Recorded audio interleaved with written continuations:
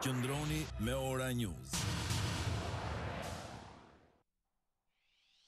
The opposition parties joined a front which seeks to remove Prime Minister Rama from the government in the wake of the Habilai case. Minister of Finance and Economy Arben Ahmetai said that certain small businesses will not be included in the VAT scheme. The State Supreme Audit raised the alarm regarding the destruction of parks, pollution of rivers and the destruction of biodiversity. Good evening. It's 6 o'clock on Wednesday, the 18th of October 2017. Welcome and thank you for joining us tonight for the English edition of Ora News, bringing you the day's national top stories translated into English 6 days a week. The implication of the former Minister of Interior, Saimir Tahiri, has led to the opposition parties joining a front to seek the removal of Prime Minister Rama. After the meeting with the representatives of the opposition parties, the chairman of the Democratic Party, Lulzim Basha, has appealed to all citizens to join the initiative to liberate Albania from crime. After the meeting held between the opposition parties, we have reached a common stance and decision. The decision is to create a common opposition front against crime, which aims to remove Prime Minister Rama, who directly benefits from crime, as well as other ministers related to criminal activity.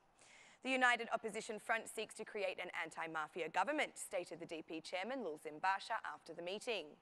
The Socialist Movement for Integration has also expressed that they agree with the decision to remove the Prime Minister, but regarding the protests, the SMI chair, Monica Kruemadi, said that this decision is in the population's hands. Protests do not come from political parties, but from the people. We have reached a moment where we have to stand all together because we are at the end of the political transition. It's time to do something good for Albania and Albanians, declared the chair of the SMI, Monica Kruemadi. After the meeting, the opposition front came out with a common declaration stating that they will seek to remove the Prime Minister from the government and that, in order to achieve this goal, they will use any democratic means that is possible. The opposition front demands the prosecutor investigate the former Minister of Interior, Saimir Tahiri, and states that they will support the justice reform in order to ensure the decriminalisation of politics.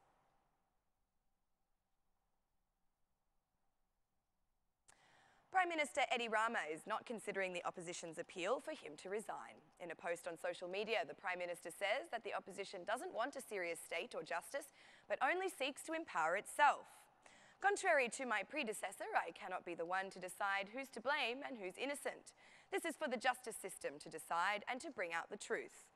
Rama said that the former Prime Minister, Berisha, and the chairman of the opposition, Lulzim Basha, have brought Albania to a cliff's edge in order to protect themselves. My predecessor in the government brought Albania to the edge of a cliff only to protect his son and his daughter. The current leader of the opposition has used a medical report in order to escape from an accusation of corruption by the prosecution. But we are not the same. We are those who have worked and fought for vetting and for justice reform, wrote Prime Minister Rama. The Prime Minister goes on to write that this government was not voted in by mistake of the citizens and that, according to him, every day they are fighting in order to ensure strong governance, employment and welfare for Albania.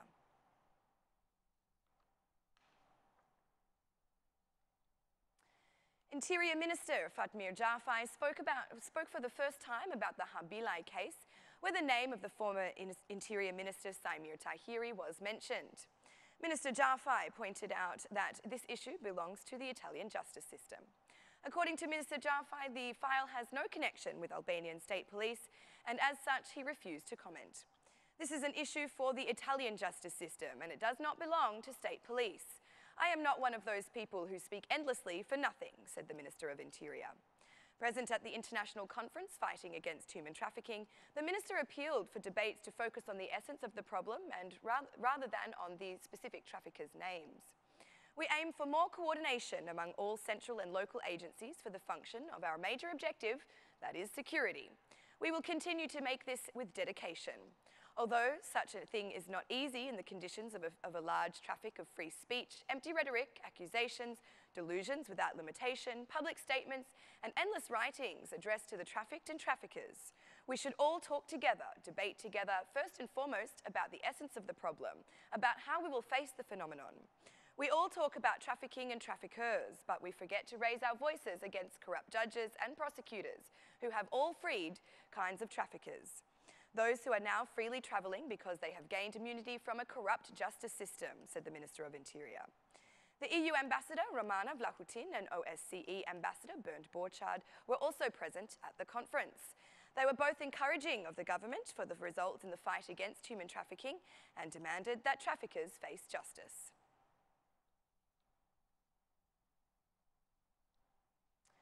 The British ambassador to Albania, Norman Duncan, has refused to comment on the latest wiretaps made by Italian justice, which allegedly link politics to crime. When asked by journalists, the British ambassador only said that the number of Albanians who engage in criminal activities remains high in his country. When asked by the media, Duncan said that the seizure of assets secured by criminal activity remains a challenge. Britain's ambassador added that the involvement of Albanians in drug trafficking and organised crime remains a concern to Britain. More than 600 Albanian people are in prison in Great Britain, and most of them for drug trafficking. The situation is worrying. About 60% of Albanians coming to the attention of British authorities are coming from the districts of Albania, the Kukas, Dibra and Shkodra areas that make up 15% of the country's population, said the ambassador. Mr. Duncan brought attention to the fact that a good part of the revenues obtained from illegal trafficking were invested in Albania. The British diplomat emphasised that collaboration between the two countries for the seizing of crime assets remains important.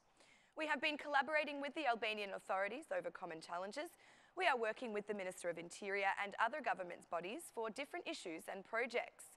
In March, Britain's Security Minister Ben Wallace met with the Albanian Finance Minister and discussed the seizure of crime assets and the assistance that the UK could deliver, added the British ambassador. Britain has consistently supported the judicial reform and is already looking forward to results from the implementation of the vetting law and considers the economy and the fight against crime to be common challenges.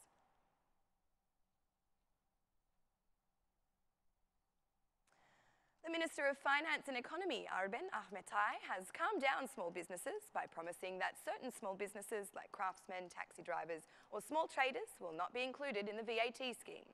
In a meeting with the representatives of small business, Ahmetai said that the inclusion in VAT aims to increase the competition by formalising the economy.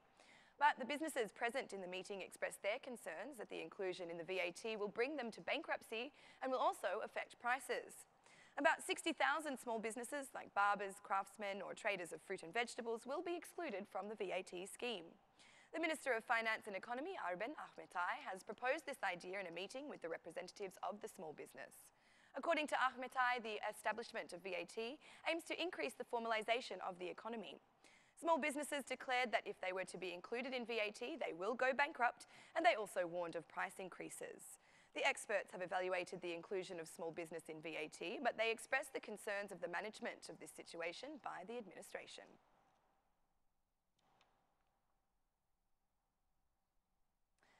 The environment in Albania is heading towards destruction. After an audit carried out over the past years in the sector, the State Supreme Audit has reached the conclusion that the destruction of parks, pollution of rivers and destruction of biodiversity are becoming a danger to citizens' lives. The chairman of the State Supreme Audit, Buja Leskaj, expressed that the bylaw act on this matter must be approved as soon as possible. Leskaj emphasised the fact that the government doesn't treat environmental issues as it should. The destruction of the environment in Albania could bring serious danger, not only to the lives of Albanian citizens, but also to the integration of the country into the European Union. The SSA has carried out an audit which concluded that the government hasn't reacted enough to soften negative effects to the environment. It has been concluded from the audit that the destruction of natural parks, the pollution of rivers, seas and land, eradication of forests and of biodiversity in the ecosystem may be irreversible if it continues with the current rhythm. It may result in serious long-term danger to the lives of the citizens, as well as become an obstacle to the successful integration of Albania in European structures. Meanwhile, regarding the treatment of the waste in the country, the State Supreme Audit observes that there has been a minimal improvement in some cases. It has even become worse. This data was presented at an organised activity with the topic Environment Audit, where representatives from 27 audit institutions across different countries took part. That's all for our English edition this evening. My name is Alexandra. Please join me again Monday through Saturday at 6 p.m. for your local news in English. On behalf of Aura News, thank you and good night.